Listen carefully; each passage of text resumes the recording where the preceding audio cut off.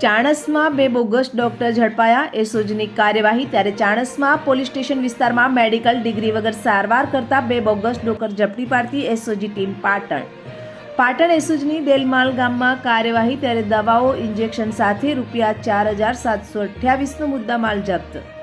જાહેર જનતાના આરોગ્ય સાથે ચેડા કરતા બંને બોગસ તબીબી આરોપીની ધરપકડ। ત્યારે BNS 2023 કલમ 319 અને મેડિકલ પ્રેક્ટિશનર એક્ટ કલમ 30 હેઠળ ગુનો નોંધાયો। આગળની વધુ તપાસ ચાણસ્મા પોલીસ ચલાવી રહી છે।